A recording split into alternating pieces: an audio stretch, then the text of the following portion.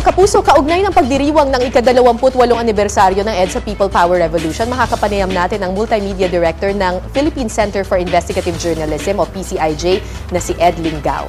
Good morning. Good morning, Ed. Nako, journalism student pa lang si Ed. Tama ba? Yeah. Nung lumahok ka sa EDSA People Power Revolution. Tama po yun. Opo.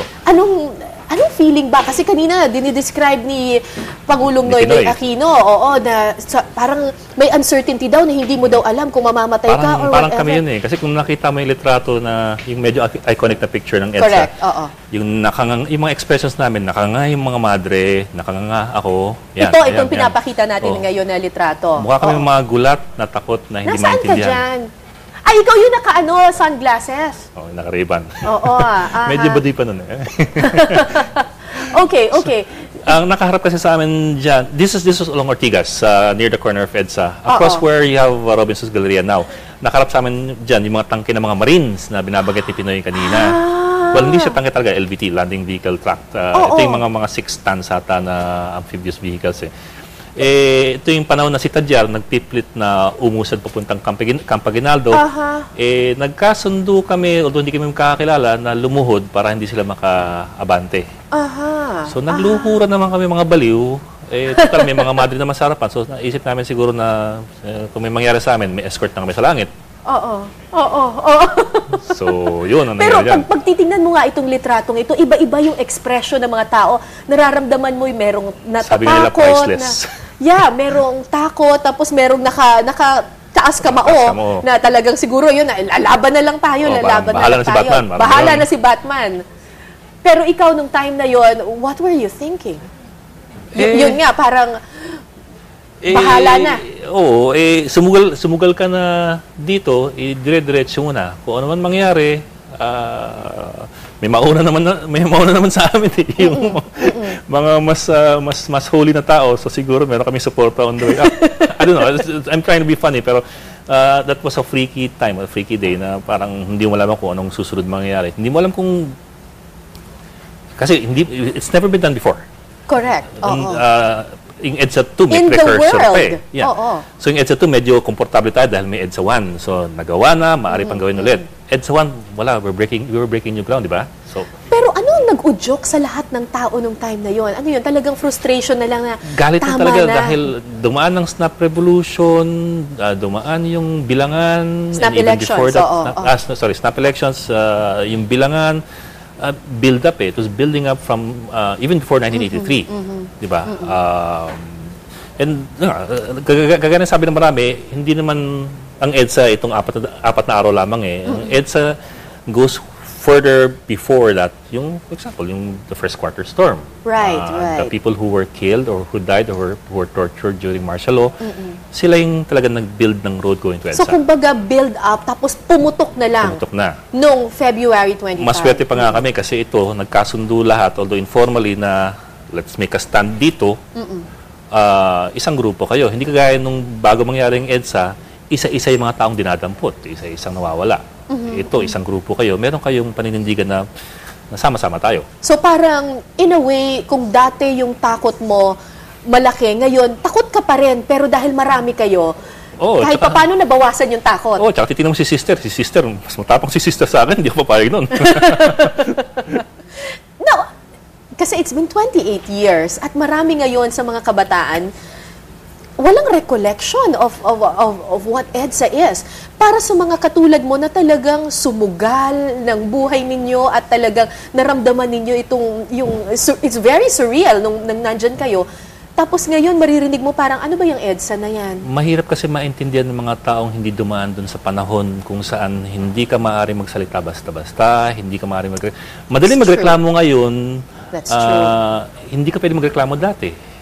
Ngayon, madaling iwaldas yung boto. Dati, pangangalagahan mo kasi bibihira yung eleksyon. At minsan, isa lang yung tumatakbo solo. Si Marcos tumakbo ng post noong 80s. Diba? Those were the choices that people today, hindi na nila kailangang problemahin. So sa palagay mo, parang the youth right now is taking freedom for granted? For granted. Yun talaga yun eh. Hindi mo talaga maaarok, maatim kung gaano ano yung takot dati kumpara ngayon. Pero ang sinasabi rin naman kasi ng ilang kritiko, kasi wala rin naman daw nangyari after EDSA. Yeah, that's a very good point. Yeah. So parang, bakit natin bubuhayan and bakit natin romanticize yung ganyang klaseng event?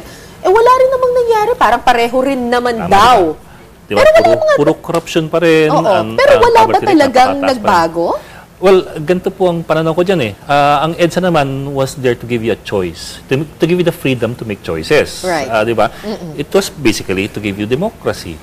Institutional democracy. So, bigyan kang demokrasya, anong gagawin mo sa demokrasya, nasa iyo na yun. Hindi na problema, hindi kasalanan ng EDSA kung mali ang mga choices mo After EDSA. Kumbaga, diba, every 3 years may election tayo. May pagkakataon kang bumoto, may pagkakataon kang mamili ng bagong leader. Yun ang binigay sa'yo ng EDSA. Every 3 years you can do this na. Pwede ka na mamili. Kung paano ka mamili, sino ba sa EDSA? Hindi eh. You were given the choice, so you can choose whether you will be stupid or whether you will be good. So, hindi rin tamang sabihin na walang nagbago. Kasi the fact that we have elections, the fact that netizens can complain, the fact that we can go to the streets and protest. And you can make all sorts of cartoons about Pinoy or Gloria and make fun of them. Oo. Diba? Nandyan pa rin yung mga dating problema, pero yung value ng freedom, at least meron na tayong chance ngayon to change. Yeah. Unlike before na wala tayong choice. Yung problema lang siguro is appreciation ng freedom na yon. How do you move it further? Diba? We're stuck with EDSA na parang EDSA was 4 days in February. No, it should be every day for the rest of your life. Yan yung laging sinasabi ng administrasyon mula pa nung panahon ni dating Pangulong Cory Aquino na kailangan ang people power ay hindi lang yung 4 na araw na yon, pero parang kailangan i-move forward siya. Pero tama yun eh. I agree with that completely. Kasi diba, hindi naman pwedeng patalsikin mo isang tao tapos bahala na kayo dyan.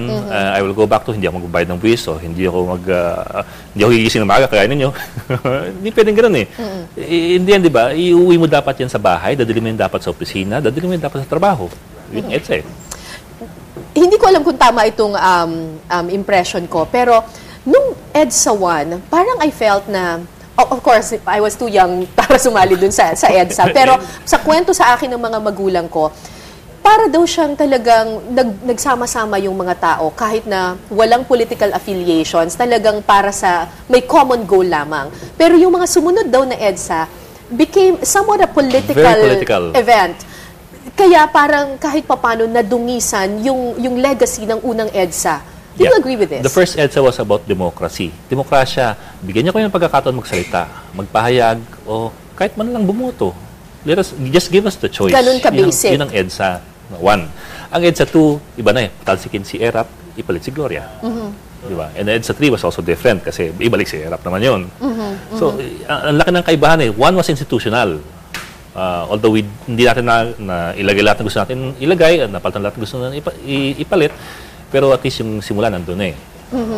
Yung iba, medyo may partisan flavors na yun. So how should the young people view EDSA? Well, siguro tingnan lang ninyo yung inyong mga Facebook posts, tingnan ninyo yung inyong mga boto ng mga magulang nyo, and appreciate ninyo na kaya nilang gawin yan ngayon, hindi kagaya dati. Gusto nyo magreklamo kayo. Pero sabihin sa sarili nyo na buti nakapagreklamo ako. Hindi kagaya ng ama ko o ng ina ko.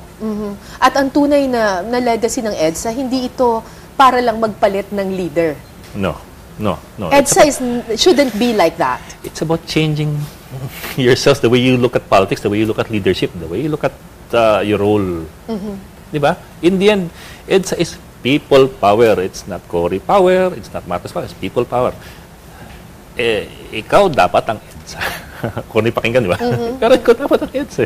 So, kumbaga parang, ang EDSA hindi dapat pagpapalit lang ng gobyerno. Kumbaga, pagpapalit din ng sarili natin. Sarili. Kaya nga eh, kailangan mo iuwi siya eh. Kailangan mo dalhin sa kung saan ka magpunta eh. Sa pagtawid mo ng kalsada, sa pag nahuli ka ng pulis, sa traffic violation, doon mo makikita ang EDSA. Kung dala-dala mo pa rin. So, nasa sa'yo, it's inside you. It's putting value on the choices that were given us. That is correct. Maraming salamat, Multimedia Director ng Philippine Center for Investigative Journalism o PCIJ, Ed Linga. Salamat po. Thank you. Thank you po. Maraming salamat.